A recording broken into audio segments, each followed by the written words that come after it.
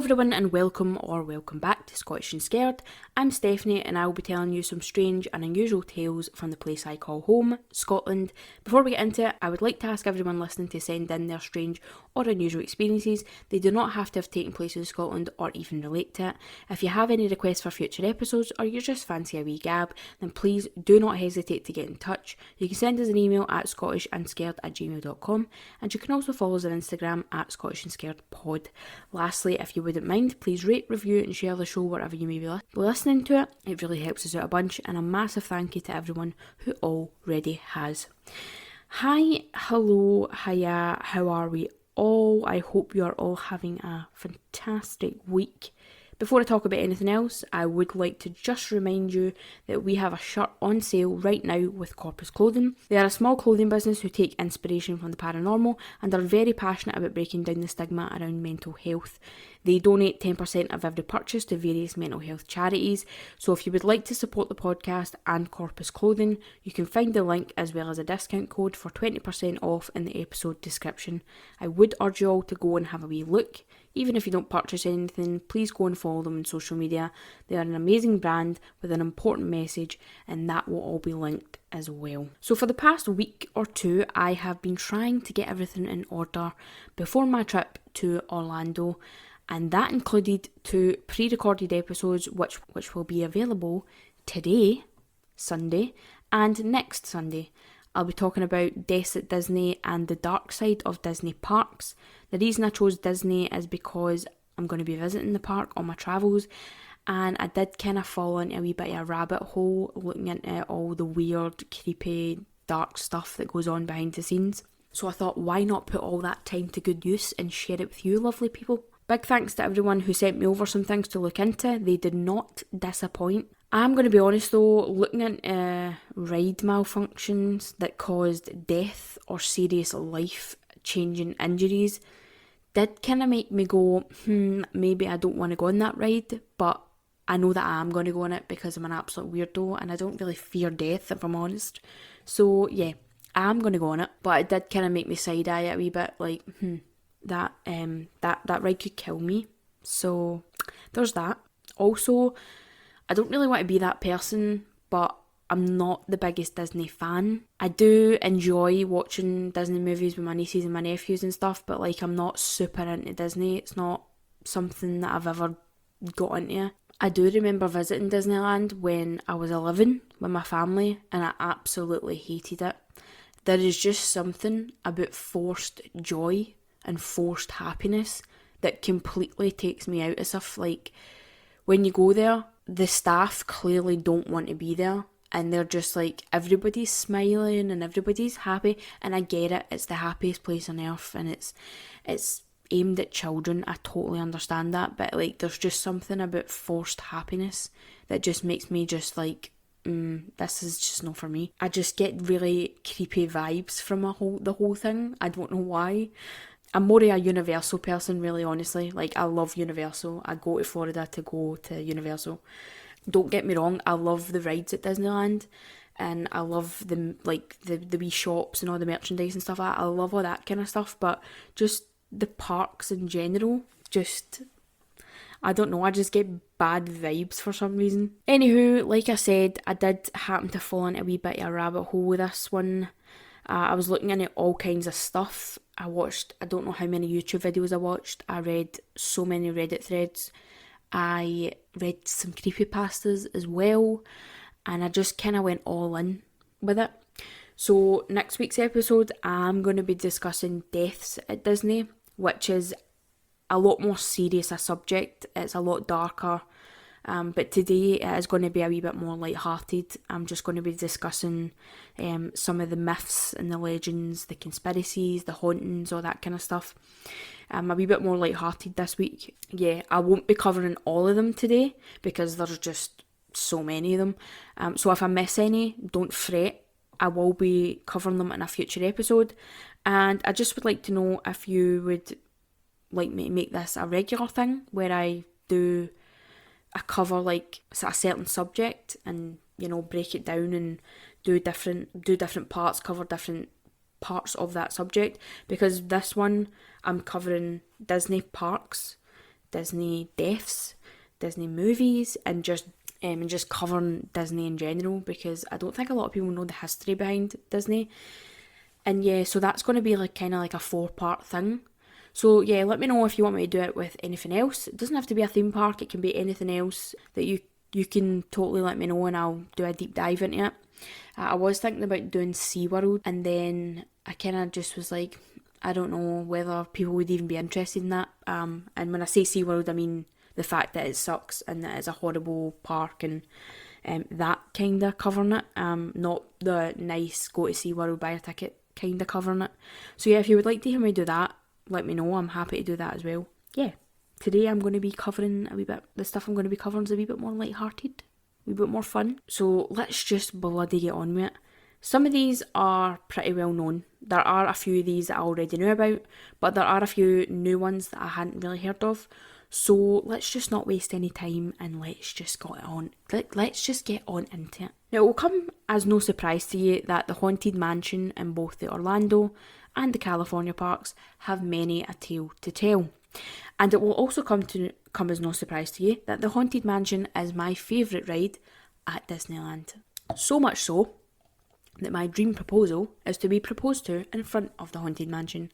That is how much I love it. It's just chef's kiss. Now, the first thing I'm going to tell you about, like I said, is a pretty well-known thing, but some of you might not have heard it.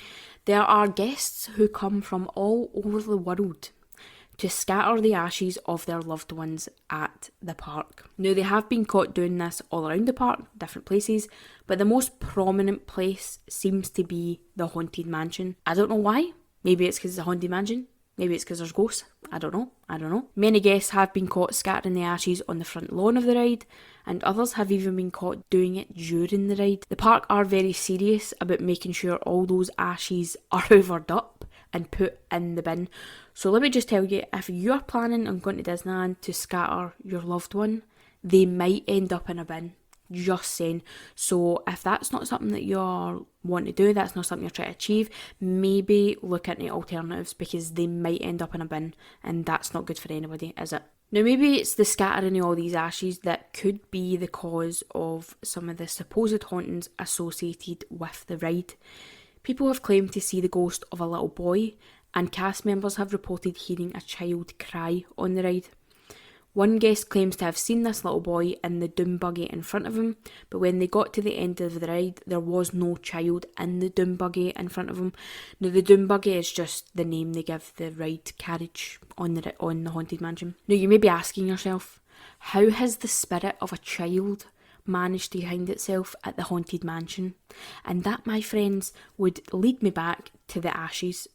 The story goes that a grieving mother took the ashes of her young boy and scattered them at the ride, but the child wasn't particularly fond of the ride in life, and that is why he is very upset in death.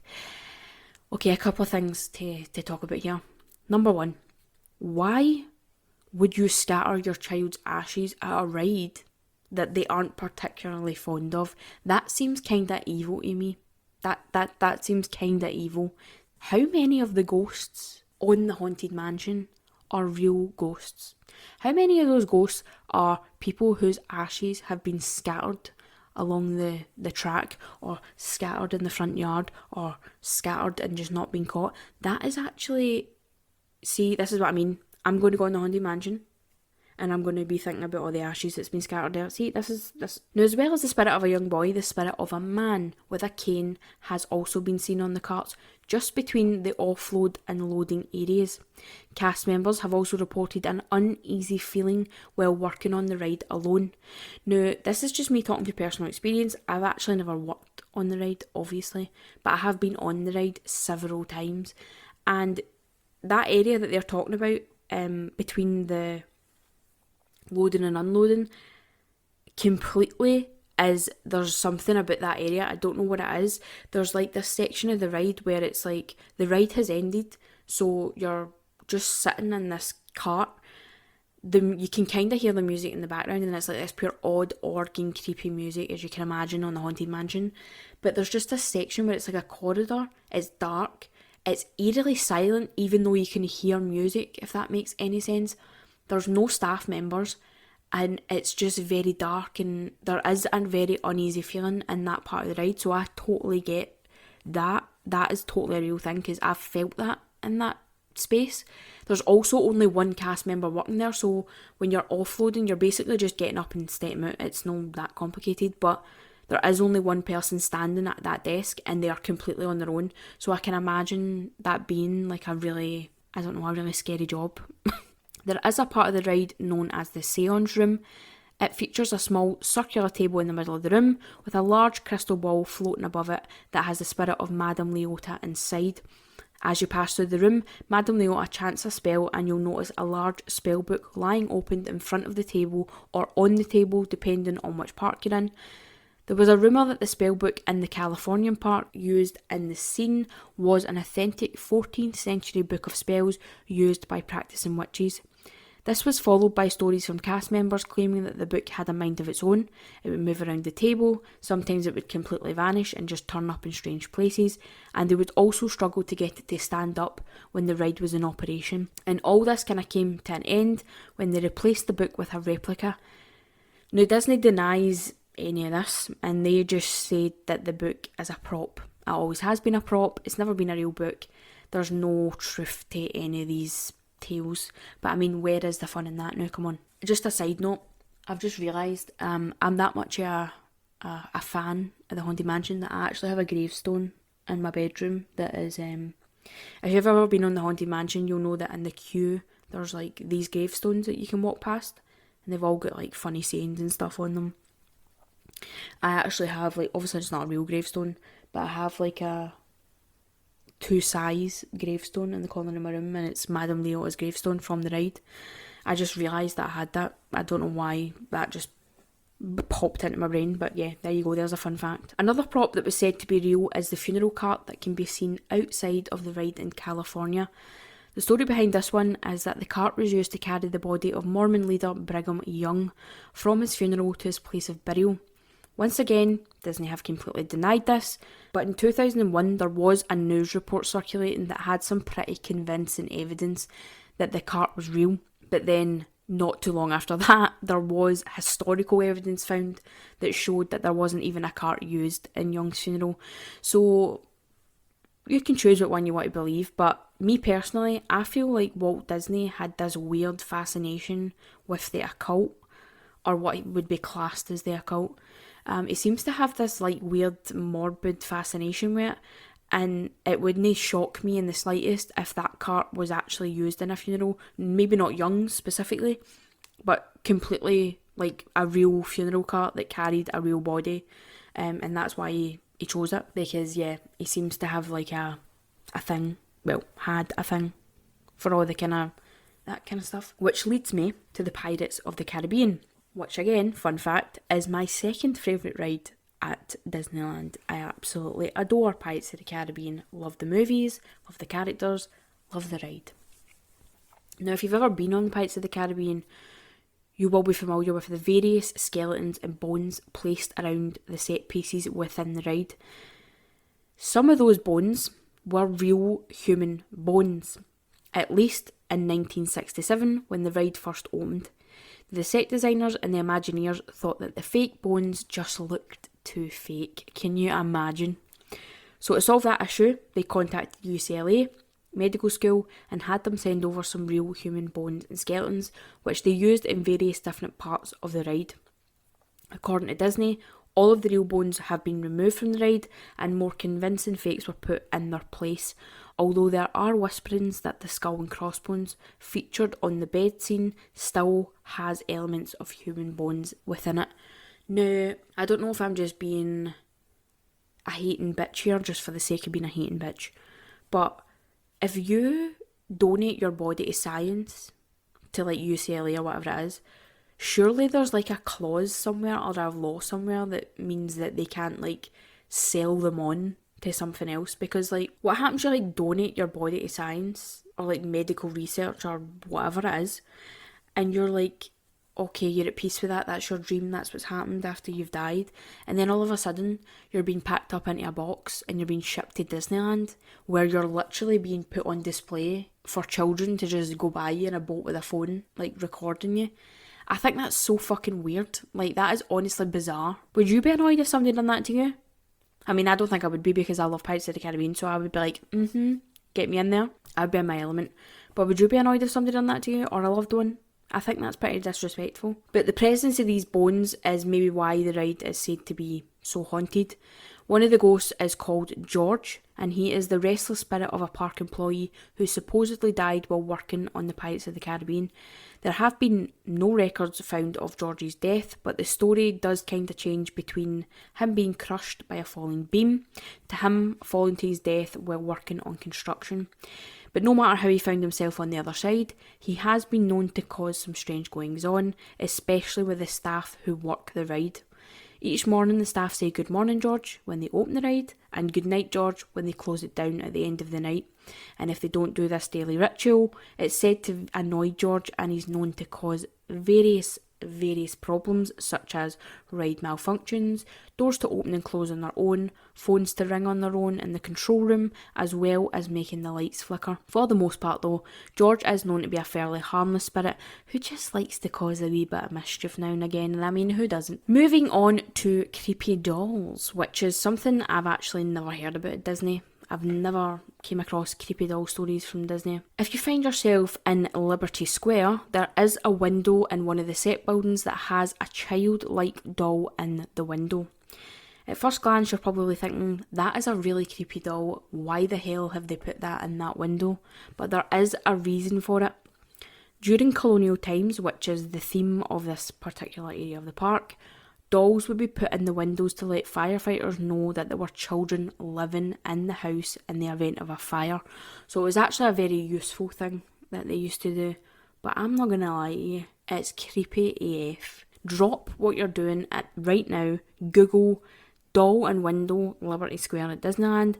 It's like something straight out of an Annabelle movie. It is just creepy. The staff have even said that the doll gives them creepy vibes.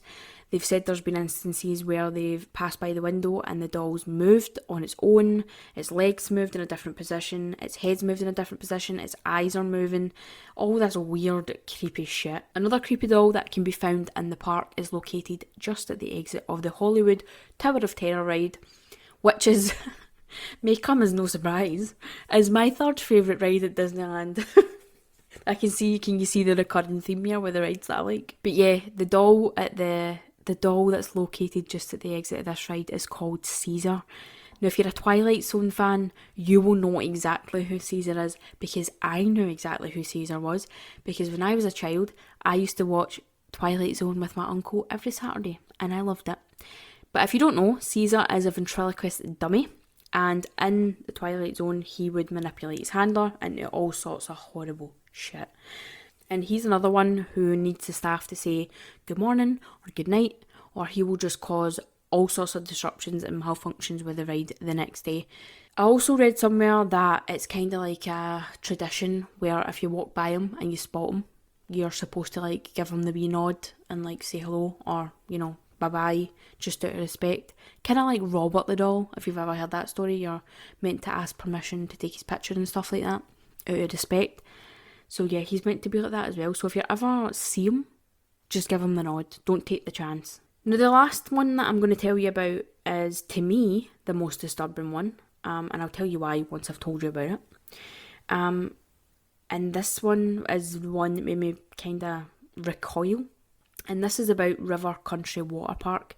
This is again a very popular one that most people probably know about, and there's been a lot of creepypastas about it as well that I read. So yeah, it is quite a popular one. But not too far from the Fort Wilderness Resort and Campground, there is an abandoned water park that is still there to this day. And now I've watched a few of the Urban Explorer videos of the place, and it is just creepy to the max. It is literally untouched, and there's just something about seeing something on that grand a scale, like a water park, just rotten. Just there, rotten. Nature's completely overtaking it. And it's just there. Like, nobody's doing anything with it. It's just there. Yeah, there's something about it. It's just your mind goes crazy with, like, theories and... I don't know, I just go to think of all the weird stuff that could have happened there. Now, the stories surrounding this abandoned park, like I said, made my skin crawl. The park officially opened its doors in 1967, and it was Disney's first ever water park and was one of the first themed water parks in the world. The theme being Huckleberry Finn, which I actually don't even know what that is. Don't care to know what it is because it just sounds like my brain would switch off. Now, the park was very unique in that it used filtered fresh water from Bay Lake, which was a large area of open water just outside the park. Now, I don't know if anybody's getting any signs here what I'm about to talk about with the trigger words of fresh water, Bay Lake, water park. Those three words trigger a certain response in my brain. Now, the park was very successful, don't get me wrong, and it was a hit with visitors, but it very unexpectedly closed its doors in 2001, and it hasn't been touched since. Everything is still sitting untouched. Pools, slides, it's very, very eerie. Like I said before, there are a few different reasons that people say the park closed so suddenly, but the most commonly and widely believed reason was that there was a brain-eating amoeba that had managed to invest the park's water, which I can totally believe if they're using fresh water from a bay. Another reason that people believed this was the real reason was because in 1980, an 11-year-old boy fell ill after visiting the park, and when he went to the hospital and they did all the tests, they found that he had actually contracted a brain-eating amoeba via his nose and mouth, obviously from splashing around in the water, going down the flumes, all that kind of stuff. So that is honestly the stuff of nightmares. But although that is absolutely terrifying, this was 20 years prior to the park finally closing. So could it be that maybe more people contracted it and just they never came forward or anything like that? Who knows? There was another incident in the 80s which involved 2 people drowning. But I couldn't really find that much on that, to be honest with you. I think that's more just a speculation thing. I mean, I'm sure people drowned there, it's a water park, but couldn't really find much on it. Disney obviously came out and officially said that the park closed down because they had other water parks that were doing much better financially. Those parks being Blizzard Beach and Typhoon Lagoon, neither of which I have ever visited or nor do I wish to visit. And yeah, like I said there's something about bacteria. I'm not germaphobe in any way, shape or form, but like just the thought of like something like penetrating my brain and like eating my brain it's absolutely horrifying to me. Have you ever seen those videos and it's like the parasitic flies and worms that infest insects and they like completely take over their body and they turn the insect into basically like a zombie and the parasite is controlling it? That gives me nightmares. That makes my skin crawl. It's just horrific. And it also gives me, before I even started reading about that one, when I read the words freshwater, water park, I immediately thought about Cabin Fever. The horror movie Cabin Fever. I was like, oh, these people are about to get fucked up by this water for real. That is the first thing that popped into my brain. That one made the hair on the back of my neck stand up. And yeah, that is all the creepiness that I have for you today. I do have many, many more to tell you, but I thought I could, like I said, make it into a wee bit of a series. I can do more. I would love to do an extra episode a week about it, and then we can just move on to something else, whatever you want. Next Sunday, I will be covering deaths at Disney, which, like I said, is a wee bit more of a serious subject. So stay tuned for that. I will be returning to my normal Scottish content in October. I've got loads planned for Halloween. Our first episode back in October will be about vampires, specifically Scottish vampires. So yeah, I'm super excited for that. I've also got loads to fill you in on. I can't tell you about it right now. I'm still waiting on some stuff being confirmed and stuff coming through. So yeah, there's loads to come. Next year is going to be, honestly, probably one of the best years of my life. Everything that I've got in my diary is just overwhelming. I can't believe some of it's actually happening. But yes, that is all I have for you lovely people. Have an amazing week and I will see you all in the next one. Stay weird, stay scared. Bye folks.